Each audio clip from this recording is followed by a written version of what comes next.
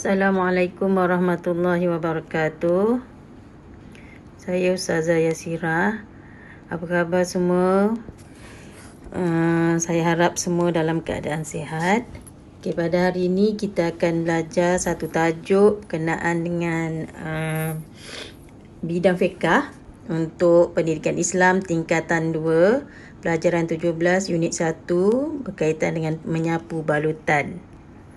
Okey, kita pergi yang pertama, rukhsah anugerah daripada Allah. Konsep rukhsah dalam syariat Islam. Apakah yang dimaksudkan dengan rukhsah? Dari segi bahasa, rukhsah adalah mudah dan ringan, manakala dari segi istilah ialah keringanan hukum yang disyariatkan Allah kepada seseorang mukallaf kerana keuzuran yang tertentu. Okey, apa hikmahnya? Hikmah rukhsah dalam ibadat. Pertama, melaksanakan tanggungjawab agama ketika dalam kesulitan. Yang kedua, untuk kita melaksanakan ibadat mengikut kemampuan kita. Yang ketiga, untuk merasai kasih sayang Allah Subhanahu Wa Taala. Yang keempat, untuk merasai Islam adalah agama yang mudah dan tidak membebankan. Yang kelima ialah mempelajari kaedah membuat keputusan berdasarkan keutamaan seperti solat jamak, qasar dan solat ketika musafir.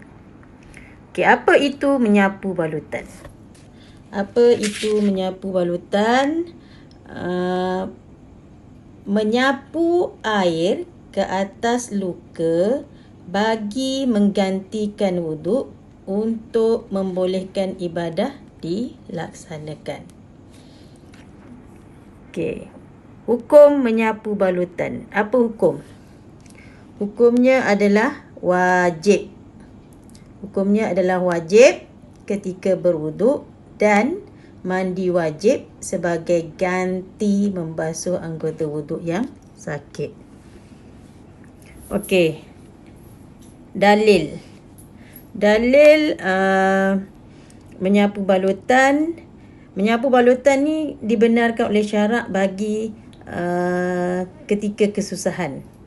Hal ini berdasarkan hadis yang menceritakan kisah seorang sahabat yang luka di kepala dan dia mimpi bersetubuh lalu mandi wajib.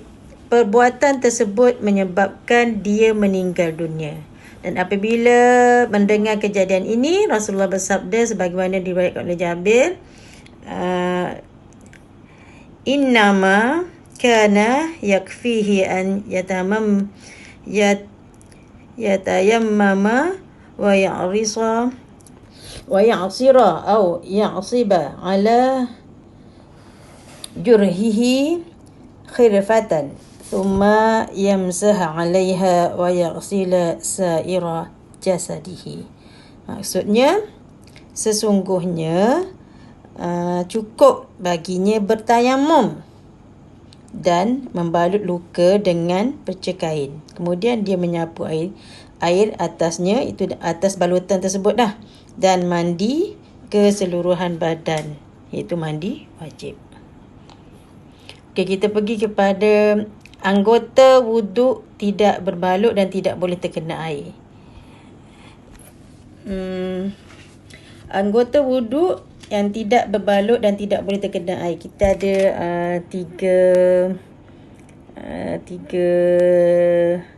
kategori. Pertama, kejap. Tengok yang pertama ni ialah kalau buka buku teks, kat muka surat 115. Sebab dia tak nampak ni. Sebahagian kecil anggota wuduk tidak boleh terkena air. Yang ni dia kata sebahagian kecil anggota wuduk yang tidak boleh terkena air. Pertama, untuk kes yang begini, berwuduk seperti biasa. Kemudian sapu air ke atas luka di anggota wuduk. Elakkan luka daripada disapu dengan air jika tidak boleh. tunaikan solat, dan solat tidak perlu diqada selepas sembuh. Okey, yang kedua, kategori yang kedua ialah sebahagian besar. Tengok yang kedua. Sebahagian besar anggota wuduk tidak boleh terkena air. Jika sebahagian besar anggota wuduk seperti tangan, kepala dan kaki tidak boleh dikenakan air, pesakit perlu bertayamum dan menunaikan solat. Dan solat tidak perlu diqada selepas sembuh. Yang kedua. Yang ketiga ialah, tengok yang ujung ni, seluruh anggota wuduk tidak boleh terkena air. Ini keseluruhannya. Yang pertama ialah dia mesti mengangkat hadas dengan tayamum. Yang kedua, jika pegawai perubatan tu maksudnya doktor ataupun misi ke, mengesahkan pesakit tersebut tidak boleh bertayamum. Maksudnya tayamum pun dia tak boleh. Air dia memang tak boleh.